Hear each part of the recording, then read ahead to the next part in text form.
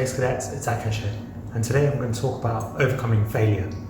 So this month, many of you will be hearing back from UCAS with the results of your university applications.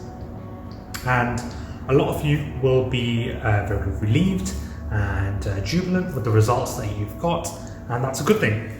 But some of you will be feeling disappointment, as I did when I applied many years ago now. So in 2010, 10 years ago in fact, I applied to university and I wanted to do aeronautical engineering. So I applied to Imperial, Bristol, Loughborough and Southampton.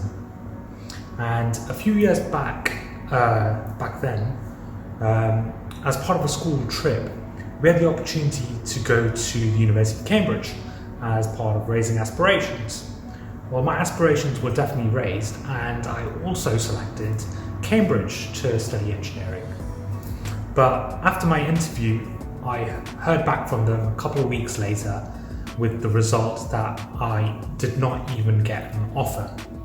So this was obviously devastating to me. I felt like I had worked hard for the application and I put everything I could into it.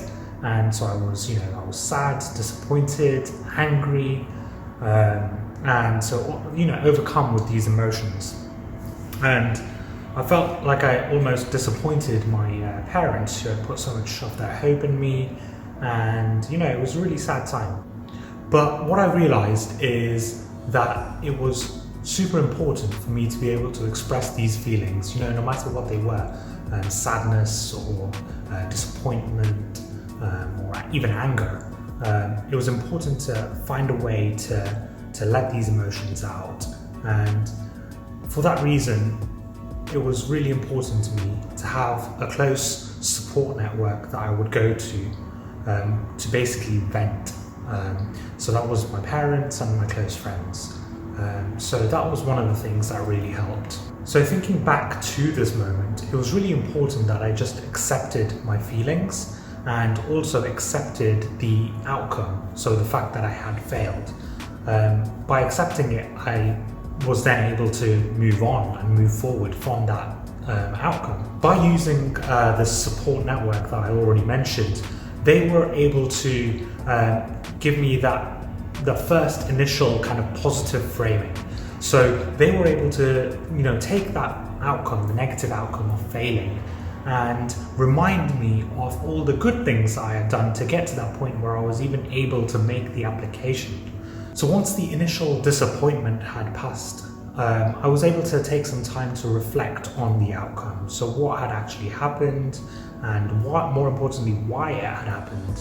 So in this process of reflecting and kind of dissecting what I did during my Cambridge applications, it was mainly the realization that where I had failed, at least according to me, was the interview.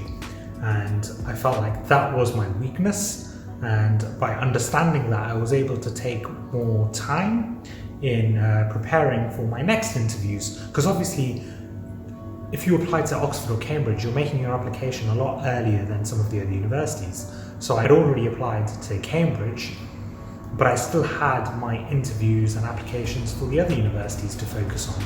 So through this process, I was able to kind of understand and pick apart why I did so badly during my Cambridge interview, and hopefully use that to my advantage and learn upon those mistakes to make sure I don't make those mistakes again in future interviews. My next interview was at Imperial, and with this process of reflecting and improving, I was able to go into the interview a lot more confident than I had been with my Cambridge interview. And with this confidence, I felt better prepared with the knowledge I had, the knowledge I revised, but also in terms of answering the questions that were asked during the interview, I just came across better. And if I had not failed with the Cambridge interview and taken that step back to really think about how I was conducting interviews, I don't think I would have ever succeeded. So it was really important to have failed in that first instance to then give me the opportunity to grow and improve. Obviously, at the time of the Imperial interview, I was still nervous and I had no idea how I did.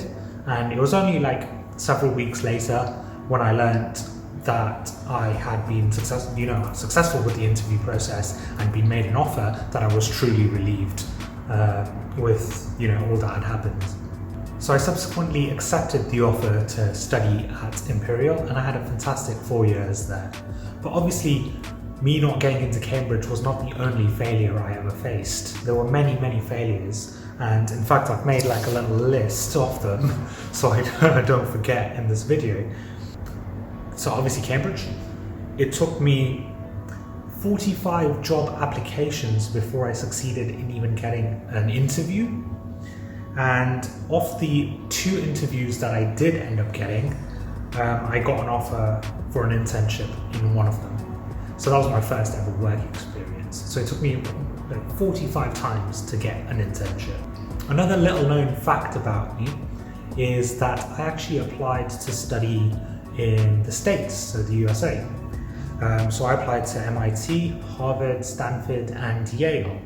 And the reason why it's a little known fact is because I obviously failed at all of those, and I didn't get an offer or anything. I did get interviews from Harvard and MIT, and they were really great. So obviously I had opportunities to improve on my interview skills through those failures.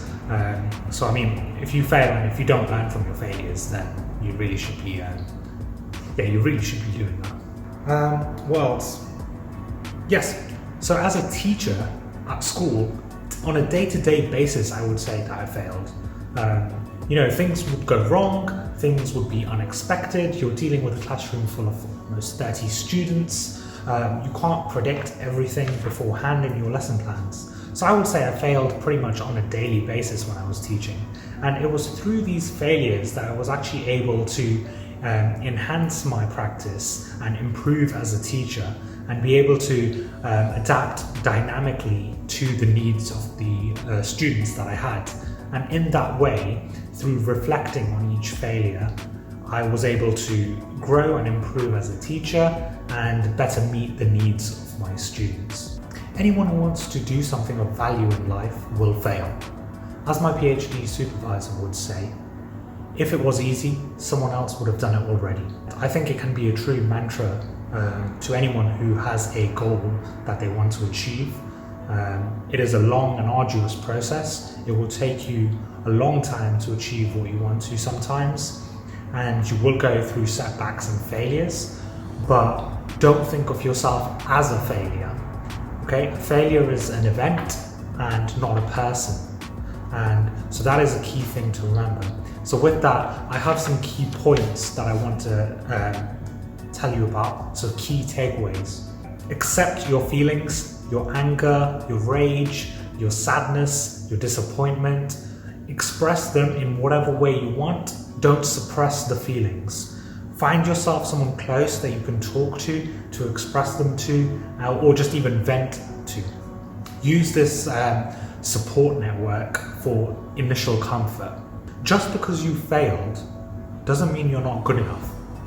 What that means is that you're just not good enough yet.